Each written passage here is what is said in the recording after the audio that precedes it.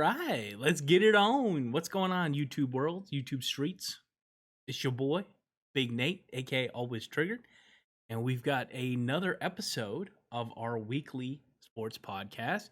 Today we've got season 1, episode 5, week 3, NFL power rankings and games. Happy to have you guys here. Make sure you do the YouTube's things, like, subscribe, do all that good stuff. I got you guys. I love you. Thanks for hanging out, watching these videos.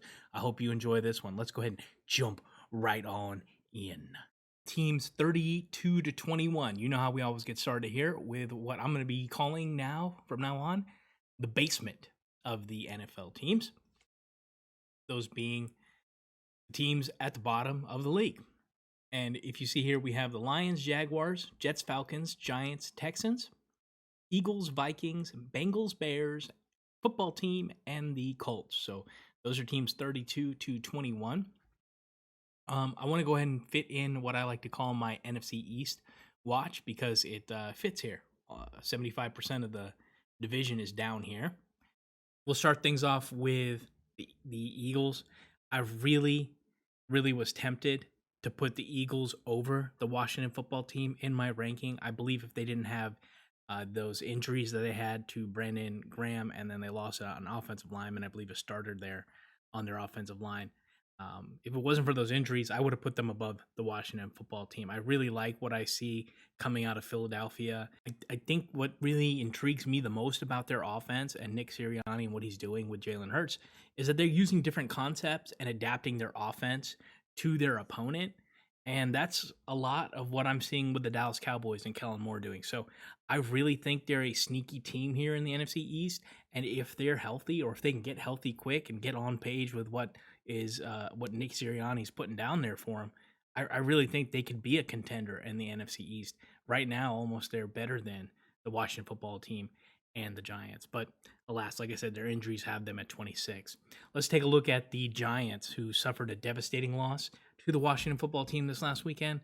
Man, if you looked at the film, it definitely looked like Dexter Lawrence wasn't offsides on that last kick. But that doesn't really matter, right? That's not how the NFL works. We can go back and change things after the fact. I really think the Giants wasted one of Daniel Jones' best games, which is highly unfortunate because he played really well in that game.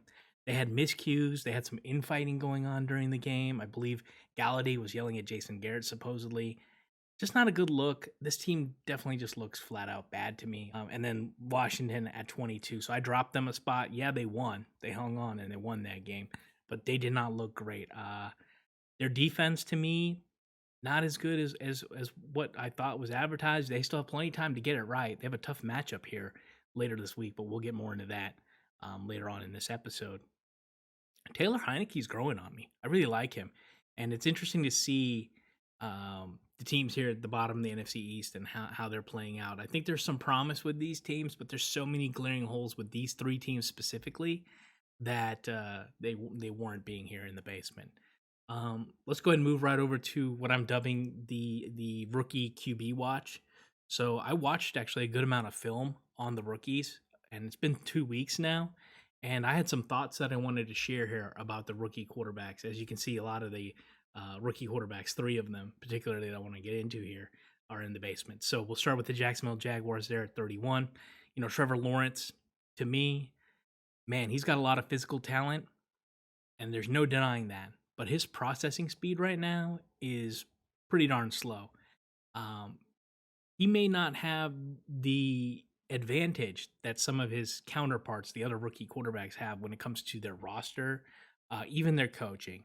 And I'm not gonna come out here and say that I don't like Urban Meyer. I'm just not a big fan of college coaches when they come into the NFL, especially in the beginning. There's so many of them that don't work. Just because you're really good at college doesn't mean you're going to be excellent in the NFL. So I'm not saying he's bad, but what I'm saying is with the roster that's around Trevor Lawrence, with the coach he has, it's just not a recipe to succeed right off the bat for them. So they're going to continue to struggle from what I can see through 2 weeks. And I think as time goes on, Trevor Lawrence's processing speed is going to get better, and he's going to get a better grasp of the offense, I would hope. And hopefully we'll see him kind of get right. It's just going to be a matter of time. And it may take a whole season, honestly. They may not be good until next year. Zach Wilson, I watched a good amount of film on him too. He really had no filter this last week. The Jets just cut him loose. They actually ran the ball really well, and those 4 picks, I feel they were uncalled for. And I get it. Zach Wilson's running around there and doing his thing, and if he's on, I'm sure he's going to look great. But he was not playing his best football out there and chucking it around. 4 picks, that's going to lose you a game a lot of the time, especially when you play a team like the Patriots. So, you know, I'm not going to crush them because at the end of the day, it was against the Patriots, but it's something that they need to get figured out. I actually thought they ran the ball really well, and they should try to focus more on keeping a balanced offense. I think that'll help Zach Wilson out a lot better. All right, and then lastly here at 23, I got the Bears. They squeaked out a win. Justin Fields got action stepping in for Andy Dalton, who's actually going to be missing the upcoming week as well here for them. And Justin Fields, to me, he's got the same kind of issues that Trevor Lawrence has. He visibly isn't able to read defenses as fast as he needs to execute. Now he's not at the level Trevor Lawrence is, where he could. I would say I feel he should start every single week, because what I saw out of Fields this last weekend with him running the way he was running, he was so quick to run. It does look like he needs more time. He's very raw, and I think Justin Fields can get there. I just don't think he's NFL ready right this second. Now, that doesn't mean he can't play. I think you can play him. The thing is, you have to be very careful about designing your plays so that they're not so easy that the defense can read them right off the jump, but at the same time that they're not so complicated that they're confusing or too much for Justin. So maybe focus on one side of the field at a time. Kind of take that same approach. I like Justin Fields. I kind of compare him to Dak Prescott. So Dak Prescott, when he came in the league, definitely didn't have the full range to be able to scan the entire field. A lot of times when he worked early in the NFL on offense, he only focused on one side of the field. And maybe that's what you need to do with Justin Fields. Give him a high-low read. If it's not there, dump it down. So I think they need to work with him a little bit better on curtailing that offense to fit him. Of course, you guys know I'm not a big fan of their coach there, so we'll see how that turns out. But I wanted to focus in on those rookies there as we move along here. So that's it for the basement teams. Let's go ahead and look at my next group, which is teams 20 through 11, and I call those teams the fringe teams. So the fringe teams, we'll start at number 20. We have the New Orleans Saints. At 19, we have the Denver Broncos. 18, the Miami Dolphins. 17, the Steelers. 16, the Panthers. 15, the New England Patriots. 14, the LA Chargers. 13, my Dallas Cowboys. 12, the San Francisco 49ers. And 11, the Las Vegas Raiders. So a lot of these teams won. 6 out of these 10 teams this last weekend, which was awesome. The Saints lost. They did not look good. They have been wildly inconsistent. The Broncos won. They are 2-0. I really am impressed with Teddy. He's playing well. They're playing consistently. They're winning, and they're playing very fundamental football. I've enjoyed seeing their highlights and watching some of the stuff that's coming out of Denver. I think they can be competitive. I don't know how far this is going to go, but they're playing very well. You've got the Dolphins and Steelers here. These two teams, they tanked very hard in my rankings. The reason why simply is because the QB injuries. So we'll start off with the Steelers here. Ben is listed as dealing with a pec injury. It's going to impact his throwing. It's going to impact his prep for this game on Sunday. They're playing the Bengals. Not necessarily the most strongest opponent, but I just don't have good feelings from Pittsburgh. You look at the fact that Ben's 39, and he's not a young 39. He's hurt all the time. He's got tons of miles on him with all the playoff games and injuries he's had. You pair that up with a TJ Watt groin injury, I just couldn't do anything but move them way down my list. I'm very concerned for the Pittsburgh Steelers. Now, the Dolphins, kind of similarly here. Like I said, if you want your teams to tank in my rankings, have some quarterback issues, that's gonna do it. So, Tua, he's listed as having bruised ribs. He's not going to be making the game here this weekend for the Miami Dolphins. They looked pretty darn bad there against the Bills last week. So we'll see how these teams can turn it around. The Dolphins playing the red hot Raiders. That's not an easy matchup, but The Dolphins are a tough team. It'd be a good game to see how that kind of pans out. Now, remember, I advised you guys that I was looking at the film for the rookies. Now, that included watching film on Mac Jones. So I have a couple of thoughts that I wanted to kind of go over here on Mac Jones. So for me, I'm just want to say that I'm extremely impressed by him. And unlike his counterparts, he actually is the fastest processor to me of all of the offensive quarterbacks. And I think some of that has to do with the way his offense is designed. He is very much designed to work with short stuff, screens, and easy reads. And if you want any more evidence of that, other than me just telling you because I watched the film, look at his stat line: 22 for 30, 186 yards, a measly 28.8 QBR or an 89 rating, depending on what you like to look at. But 22 for 30, 186. I mean, this is all short stuff. It's not flashy. The thing I equate to Mac Jones to me, he's been given the keys to the car and he knows how to drive. But they're just going to keep him in the right lane and keep him the speed limit. They're not going to mess with him right now. And I like this game plan approach because if you look at the New England Patriots and how they're designed, they're a defensive team, a fundamentals team. Obviously, Mac is making some mistakes. He's turning the ball over. But what rookie quarterback isn't turning the ball over? Look at his division rival, who went insane, right, with those 4 picks. But Mac Jones very much so is being kept in a very conservative type of offense. And that's leading, that paired with his processing ability, which is already better than his counterparts, I think has him set up for the most success. So if you're looking at all the rookie quarterbacks, I think Mac Jones by far and away is going to be the best one of the bunch this year. Not permanently, but this year. Let's go ahead and move right along here to the Cowboys. They did beat the Chargers, so obviously I had to put them above the Chargers here. I thought it was a very even matchup, very impressed with how they played. The rush that they got from Micah Parsons was absolutely unworldly. The O-line held up pretty well against Bosa. Cowboys have some COVID issues here again, I believe. Keanu Neal's going to miss the game coming up here on Monday night unless he can get through the COVID testing, which hasn't looked good. I mean, when a player goes on the list, they typically miss a game at least. So they're going to be missing another player because of COVID. But one thing I wanted to point out with the Dallas Cowboys here that impressed me the most, their win last Sunday was the first time since 2018 that they had won without scoring 30 points. So that goes to show you their defense definitely has improved. And coming off the year that they had, I really was not a huge fan of Mike Nolan. I'm so impressed with how the Cowboys played. I am so impressed with their rookie, Micah Parsons. I mean, he blew me away.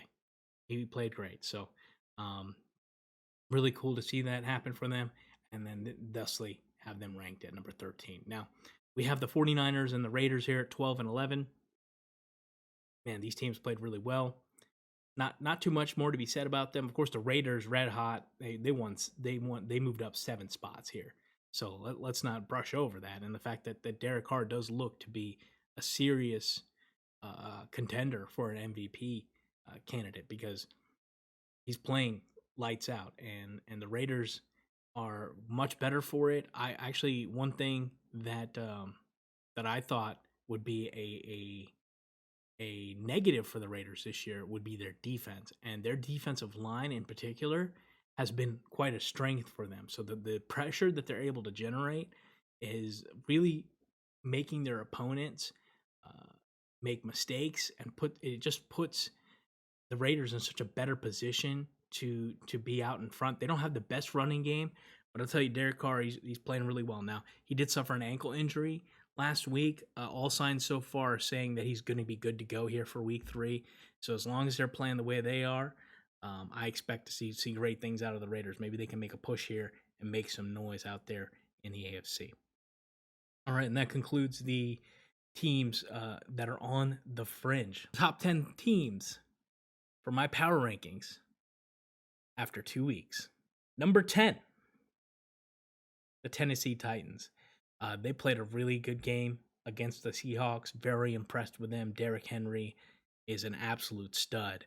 I believe Derrick Henry he's leading the league in rushing, and his yardage after contact would essentially be leading the league in rushing as well. So that's an insane statistic. Derrick Henry, when you have a guy like that on your team, and when you have the offensive weapons they have, is very good to see. It took them a week to get it kind of together. I want to see what more else we can get out of the Tennessee Titans. Of course, I was very big on them coming into the season. That kind of hit me hard last week when they lost, but they rebounded fairly well. Number 9, the Arizona Cardinals.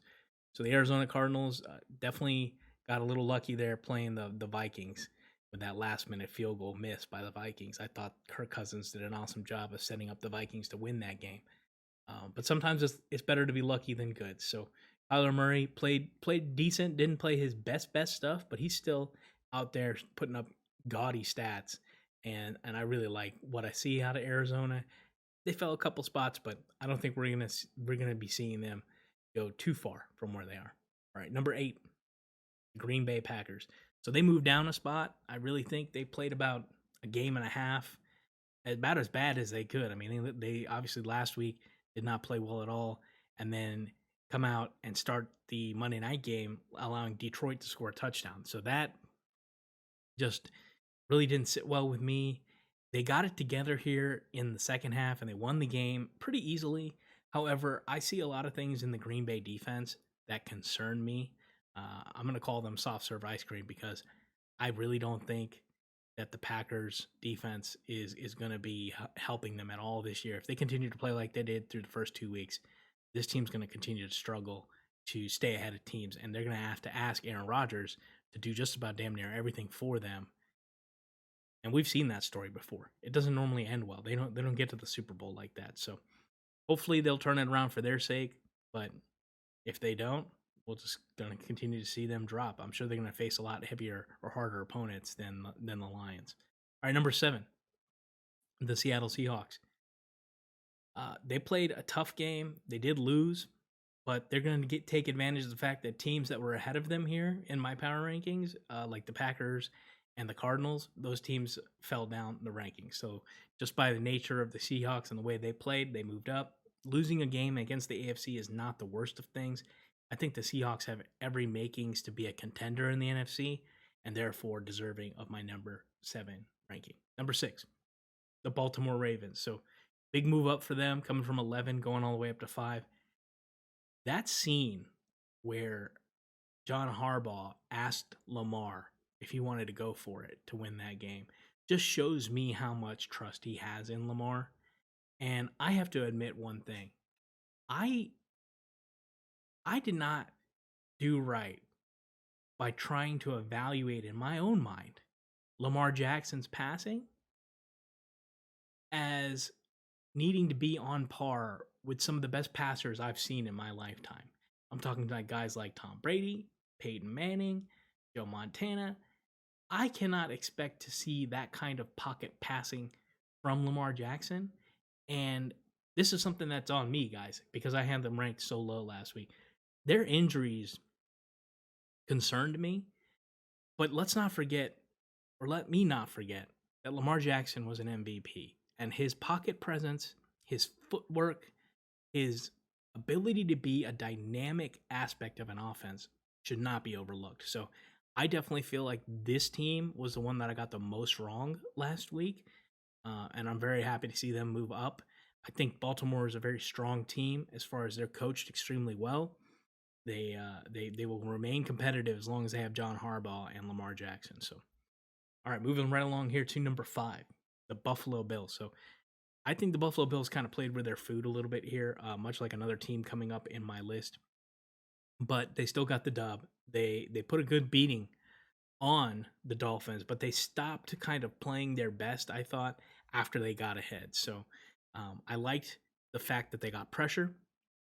I like the fact that they looks like they got back on track. They have to sustain it. I don't think we've seen the final form of the Buffalo Bills, and that's actually scary if you're facing them because I really think they have room to improve and honestly even propel themselves to be one of the top 3 teams in the NFL. But they have to get it together and play a complete game to do that. All right, number 4, the Cleveland Browns. So again, they are just about as physical as it gets. Baker got a little dinged up in the last game. He looks like he's going to be okay.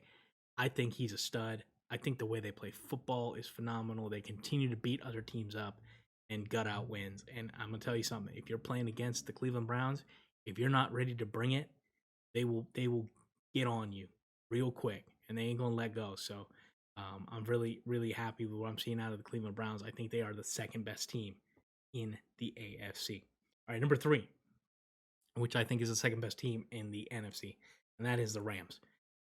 They maybe didn't play as best as they could have, but they're still winning games. And when you have guys like Jalen Ramsey and Aaron Donald as staples on your defense, you're going to continue to be really good. So I'm very impressed with what I saw out of the Rams. Of course, this game coming up this week, that's a heavy hitting game they got coming up here with the Buccaneers. So I'll be tuned in for that one for sure. All right, number 2, the Kansas City Chiefs. And like I said, much like the Buffalo Bills, the Chiefs, and even the Packers to some extent, Chiefs kind of offense did not give a lot of respect to the Baltimore defense. I think the Chiefs somehow thought they were going to be able to win this game pretty handily and ended up kind of falling asleep there a little bit on offense. Now, granted, they did lose. It was a close game. It was a road game that they lost. I think the Chiefs still remain the best team in the AFC simply because they have Patrick Mahomes, and the ability to do what he does cannot be understated. I think he, by far and away, has the best ability to keep any team. I think you put Patrick Mahomes on any team in the NFL, even the Lions or the Jaguars, I think he instantly makes them a contender. So when you have a guy like Patrick Mahomes and you can do the things that Andy Reid can do on offense, and you have those weapons that he has, especially think they're deserving of still holding on to their number 2 spot, even though they lost the game. But I am concerned about that defense. All right, number 1. The Tampa Bay Buccaneers. No secret here, and as you can see, my top 5 didn't change at all. I really do believe in these teams, the Buccaneers being the best of all of them. These are the teams that, if I had to say at the end of the year, are going to be in that championship category. That's where these top 5 teams are really going to be. I didn't want to move them from their spots. I'm very confident that these teams at the end of the year are going to be just about there, right there at the end, fighting for everything. So Buccaneers I can't say too much more about them. I mean, they keep winning. Tom is awesome. He's leading the league in touchdowns, and this game on Sunday is just going to be downright epic. The games for week 3 here coming up. So good group of games we got here this week. Everyone's playing. Nobody's on bye week yet. We'll go ahead and kick it off here on Thursday at 8:20. We have Carolina playing against Houston. On Sunday, we've got a big slate of 1 p.m. games. We have the Washington football team going to Buffalo, Chicago going to Cleveland, Baltimore going to Detroit, Indianapolis at Tennessee, divisional game there. We've got another divisional game in the Chargers at Kansas City Chiefs. We've got a pair of dome teams heading outside. So we've got the New Orleans Saints going to New England, the Atlanta Falcons going to the New York Giants. We've got Cincinnati at Pittsburgh, another divisional game there. Arizona at Jacksonville to round out the 1 o'clock games. The pair of 4:05 games we have, the Jets at the Denver Broncos, Miami at the Las Vegas Raiders. Of course, we've got that heavyweight fight, 425, Tampa Bay at the Los Angeles Rams. And we have Seattle at Minnesota. And then we round up Sunday night with Green Bay at San Francisco, which is a very interesting game. And then the conclusion for the entire week, we have the Monday night game when the Philadelphia Eagles and Jalen Hurts head to Dallas to play Dak Prescott and the Dallas Cowboys. Very interesting game there too. So I'll go ahead and leave these slate of games up here on the screen for another couple of seconds so you can see where your favorite team is, what time they play, and who they play. And we're going to get right into my top 5 games for week 3. Let's get into it. At number 5, the Washington football team at the Buffalo Bills. So for me, guys, I like this game simply because the matchup is very intriguing. You have a Washington football team that has an identity of defense that's played inconsistent.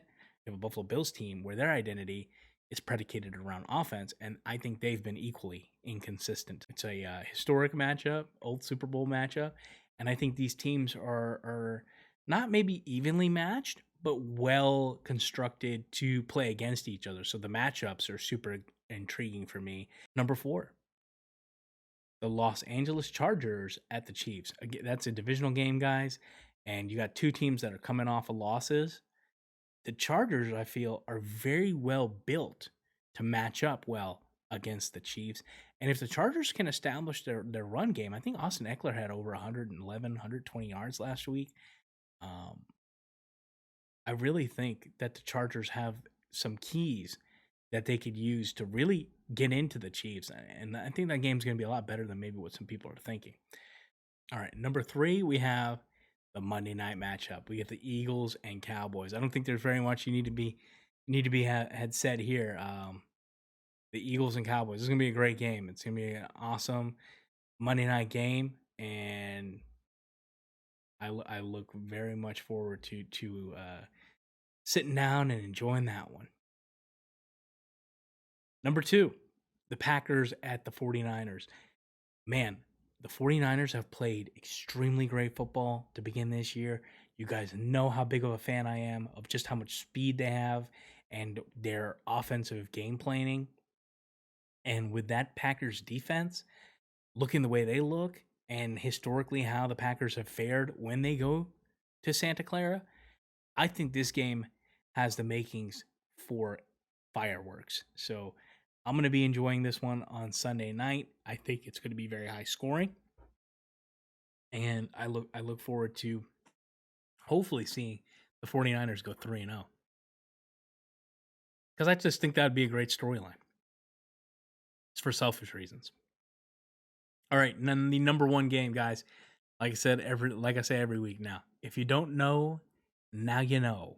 The game you need to watch is the Tampa Bay Buccaneers at the Los Angeles Rams. Remember last week I said you needed to watch that Ravens game? Ravens Chiefs? Yeah, you need to watch this game too, because we were treated last week to an AFC heavyweight bout. And this week we get the NFC version of that. And man, oh man, Tom Brady and his old tookus and his 9 touchdowns leading the league. He's coming all the way over to LA.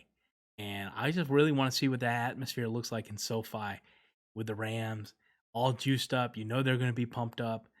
That game, it's probably going to, was it on Fox? Yeah. So it's probably going to be Joe Buck and Troy Aikman, and we're going to be in for quite a show. So if you can't watch any of the games this week, try to tune in Sunday, 4:25, when the Buccaneers play the Rams. All right, guys, that wraps up my podcast here for the week. I really enjoy putting these together. It does take quite a bit of work, so if you guys do like them, make sure you hit that like button. Make sure you hit that subscribe button. Please go ahead and throw me a comment down below. Tell me who you think is going to win these games, guys. I'd love to hear it. Thanks, guys. Peace.